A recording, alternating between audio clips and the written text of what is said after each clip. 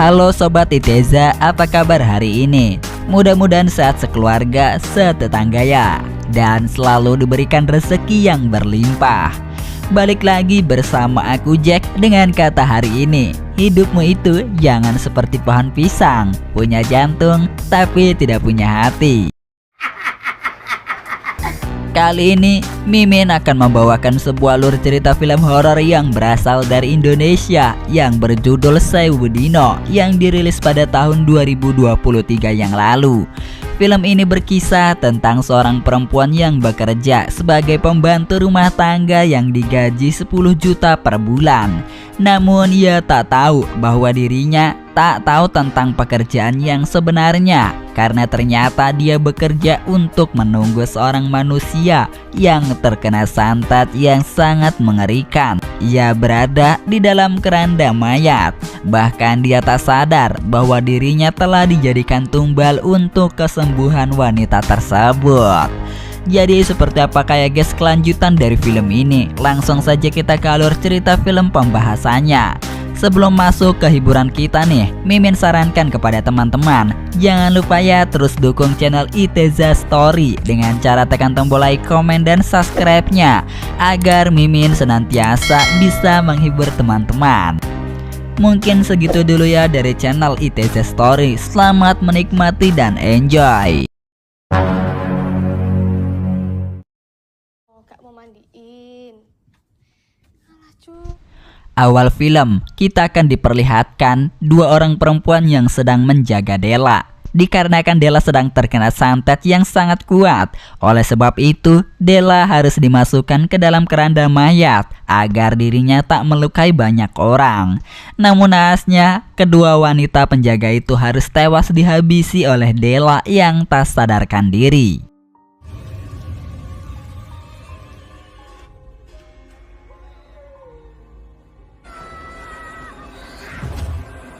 Singkatnya, setelah kejadian itu, terlihat ada pekerja warung makan yang bernama Sri yang sedang bekerja di warteg. Sri waktu itu sempat meminjam uang kepada Buminah untuk berobat ayahnya yang sedang sakit-sakitan. Namun Buminah tak memberikan uang pinjamannya karena dia sendiri sama-sama membutuhkan uang tersebut untuk biaya kehidupannya. Buminah lalu memberikan sebuah selembar brosur lowongan pekerjaan. Di brosur tertulis keluarga Atmojo yang sedang mencari pembantu rumah tangga dan gajinya pun tak main-main, yaitu digaji selama per bulan 10 juta.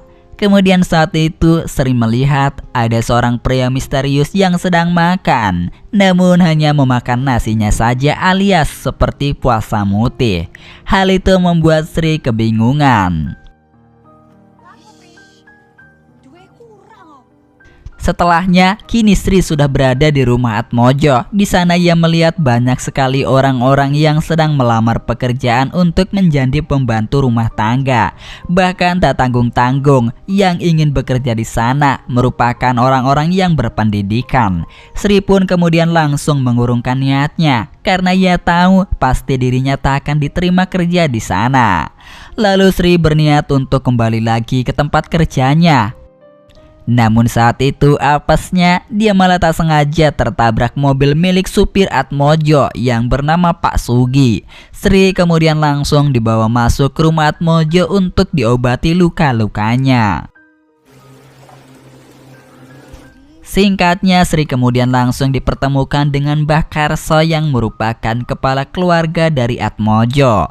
Mbah Karso saat itu tahu tentang kelahiran dari Sri yang lahir pada weton Jumat Kliwon. Karena bukan tanpa alasan, Mbah Karso ternyata mampu mencium aroma Wijaya Kusuma dari dalam tubuh Sri. Janji akan bantu pengobatan bapakmu. Berikutnya rambut Sri pun langsung dipotong oleh Mbah Karso sebagai tanda perjanjian bahwa Sri sudah resmi menjadi pembantu di rumah ini. Sri pun sebenarnya pada saat itu kebingungan dengan ritual-ritual itu. Namun yang pasti Mbah Karso telah memiliki niat jahat kepada Sri karena dengan rambut Sri dijadikan ritual, maka nyawa Sri berada di dalam genggamannya. Ketika Sri sudah berada di rumahnya, ia pun telah bercerita dengan ayahnya bahwa besok nanti dia akan pergi bekerja di rumah keluarga Atmojo.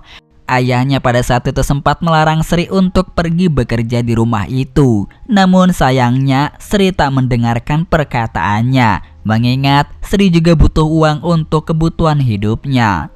Singkatnya, tak berselang lama setelah percakapan itu, Sri pun telah dijemput oleh Pak Sugi untuk segera bekerja di rumah keluarga Atmojo. Ia pun langsung berpamitan dengan ayahnya.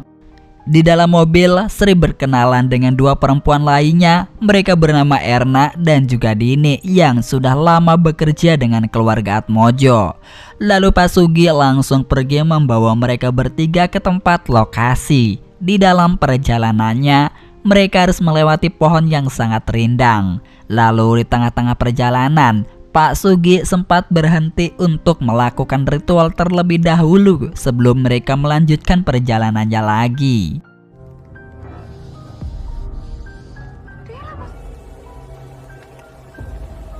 Singkatnya, tak berselang lama mereka telah sampai di tempat rumah tua yang berada di tengah hutan. Sri dan Erna terkejut, pasalnya mereka kira mereka akan bekerja di rumah mewah. Namun ternyata mereka bekerja di rumah tua yang nampak seperti gubuk. Dino iku, hari itu kita mulai. Di sini nggak ono listrik ya. Kemudian saat berada di dalam rumah, mereka bertemu dengan Mbah Tamin yang merupakan penjaga di rumah tersebut. Lalu Mbah Tamin langsung membawa mereka bertiga masuk ke dalam ruangan rumah lainnya. Erna dan juga Sri saat itu shock setelah tahu di dalam rumah itu ada keranda mayat. Apalagi di dalam keranda mayat tersebut ada manusia yang sedang sakit. Sontak saja hal itu membuat mereka sangat ketakutan.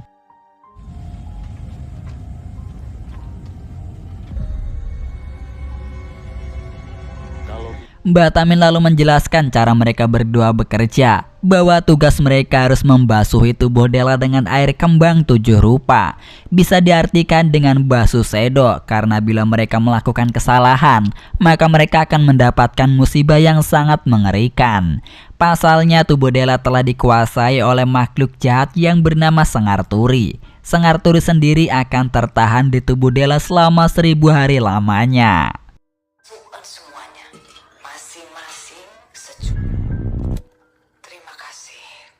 Mbak Tamin kemudian menjelaskan kepada mereka, untuk menjalankan ritual ini, mereka harus memulai saat senja tiba dan harus selesai sebelum matahari terbenam. Singkatnya saat itu Dini pun langsung mempraktekannya, mengingat Dini telah bekerja bersama dengan keluarga Atmojo lumayan cukup lama. Dini lalu membasuhi tubuh Dela dengan air kembang 7 rupa. Namun yang tak terduga adalah tiba-tiba saja Dela bangkit dan langsung menggigit lengan Dela hingga membuatnya terluka.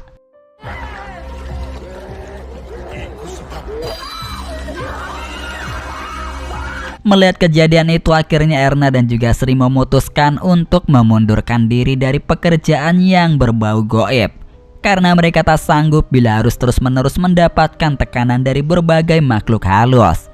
Akhirnya mereka berdua memutuskan untuk pergi ke hutan berdua untuk mencari jalan. Namun ketika mereka sudah berada di sana, justru tiba-tiba saja kepala mereka pun merasakan pusing. Lalu tak berselang lama dari itu, mereka pun akhirnya pingsan di tempat tersebut. Selanjutnya setelah mereka berdua pingsan, mereka telah dibawa kembali oleh Pak Sugi untuk kembali menjaga Dela. Mbak Tamin lalu menjelaskan kepada Erna dan juga Sri bahwa mereka tak akan bisa pergi dari tempat ini karena mereka sebelumnya telah melakukan perjanjian dengan Mbah Karso. Sehingga mau berbagai cara apapun mereka kabur, pasti mereka akan kembali lagi ke rumah ini karena di sekeliling hutan ini telah dipagari dengan kekuatan goib. Tak berselang lama, Mbak Tamin dan juga Pak Sugi telah pergi dari rumah ini meninggalkan mereka bertiga. Di sini, Dini selaku pekerja senior menceritakan kepada Erna dan juga Sri mengenai tentang asal-usul Dela yang dimasukkan ke dalam keranda mayat.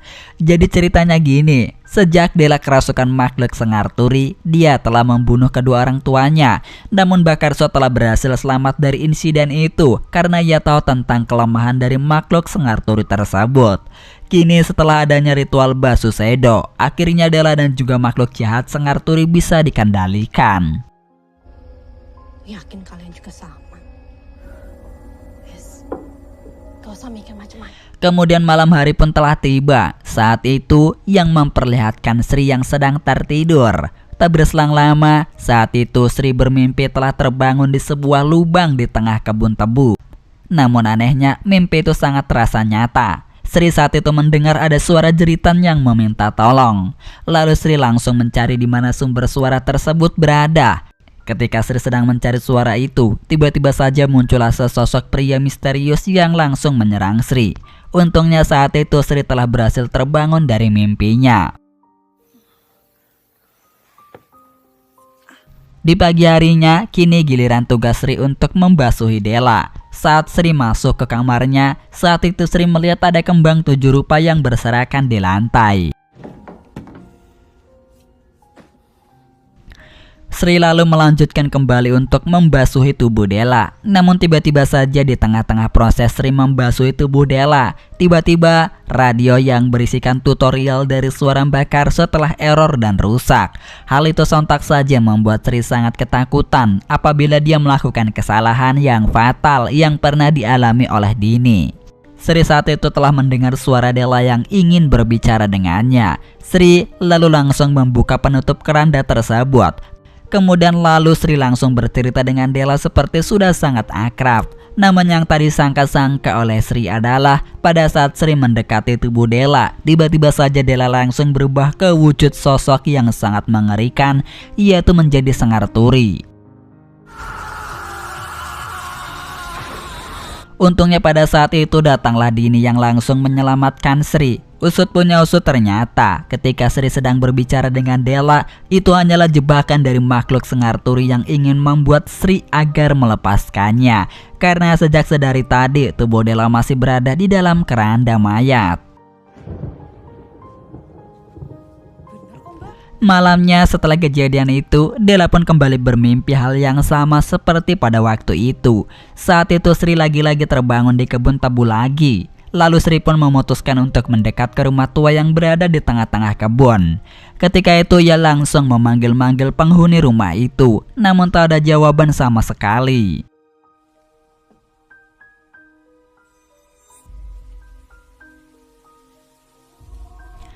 Ternyata setelah dipanggil-panggil nama si pemilik rumah tak muncul-muncul juga.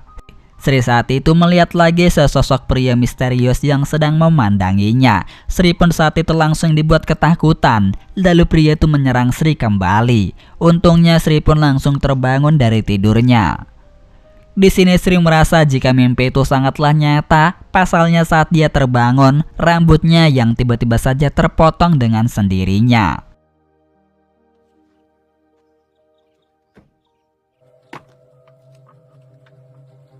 Pada saat itu datanglah Pak Sugi dan juga Mbah Tamin yang membawa barang-barang serta perkakas. Kemudian setelahnya Pak Sugi pun langsung bergegas pergi ke lahan halaman rumah untuk membuat sebuah lubang yang ukurannya sama dengan yang digunakan untuk mengubur jasad manusia. Suaranya nyuruh aku ngelepas Della. Setelah Mbak Tamin dan juga Pak Sugi telah kembali pergi lagi, ketiga perempuan itu langsung membuka tirai yang sudah menutupi sebuah tanah yang sudah digali oleh Pak Sugi tadi. Berikutnya Srila yang bertugas lagi untuk membasuhi tubuh Della, karena pada saat Sri membasuhi Della, dia telah gagal, yang akhirnya Sri pun terpaksa harus mengurus Della kembali. Untungnya Dini kali ini membantu Sri dalam pekerjaannya. Lalu saat Sri akan menjalankan ritualnya, tiba-tiba saja di sini keanehan pun mulai terjadi. Bahkan tiba-tiba saja pada waktu itu lilin pun telah padam. Lalu ketika lilin sudah dinyalakan, Della sudah tak ada dalam keranda. Yang ternyata Della sudah berada di tempat yang lain. Hal itu sontak saja membuat mereka ketakutan. Tak berselang lama, Erna datang untuk menolong mereka berdua yang sedang dalam bahaya. Namun Erna saat itu justru langsung diserang oleh Della hingga tubuhnya terluka parah. Untungnya, kekacauan tersebut berhasil terselesaikan berkat kerjasama mereka dalam menghadapi Sengar Turi.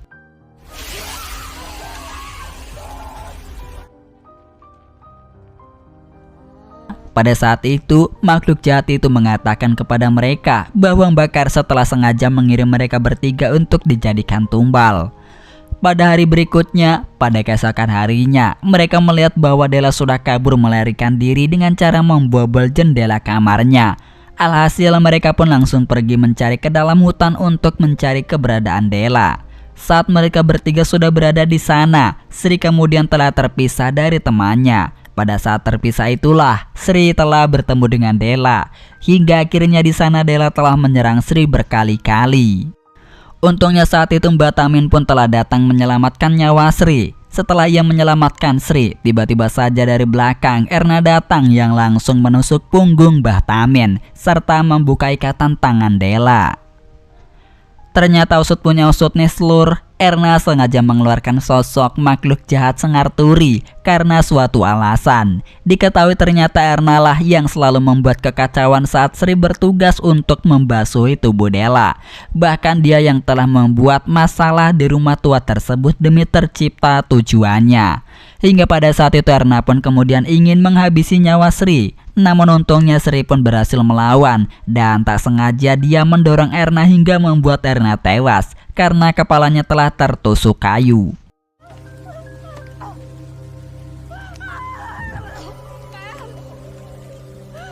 Singkatnya, saat berada di rumah, Mbak Tamin mengatakan bahwa satu-satunya cara yang bisa menyelamatkan Della hanyalah dirinya saja, karena Sri memiliki aroma Wijaya Kusuma dan arum gandum yang sama seperti pengirim santetnya yang bernama Sabdo Kuncoro.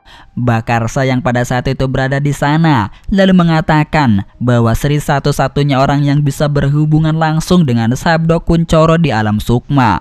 Karena pada saat ketika Sri bermimpi, Sri sedang berada di alam sukma. Jadi orang yang selama ini telah menyerang Sri merupakan pengirim santet yang bernama Sabdo Kuncoro. Sri pun di sini hampir dibuat shock karena selama ini ternyata nyawanya dalam bahaya dan diincar oleh orang lain. Sri lalu diminta oleh Mbak Karso untuk menjalankan ritual bertujuan menolong Della yang sedang disekap di alam sukma. Kuncoro yang akan menghalangimu. Tak berselang lama dari itu akhirnya Sri pun kini sudah berada di alam sukma setelah dia menjalankan serangkaian ritualnya. Di sana Sri bertemu dengan Sabdo Kuncoro yang ternyata pria itu orang yang pernah makan di warung tempat Sri bekerja. Lalu saat itu Sri langsung melawan Sabdo Kuncoro dengan senjata tajamnya yang berhasil ia bawa masuk ke alam sukma. Setelah dia berhasil mengalahkan Sabdo Kuncoro, ia langsung menemui Della yang sedang termenung. Sri lalu langsung menyadarkan Della yang masih dalam efek samping terkena santet. Hingga akhirnya Sri pun berhasil menyadarkan Della dan langsung membawa Della pergi. Sedangkan di tempat lain, Dini telah kehabisan air kembang 7 rupa yang akhirnya ia pun beserta Mbak Tamin dan langsung diserang oleh Della.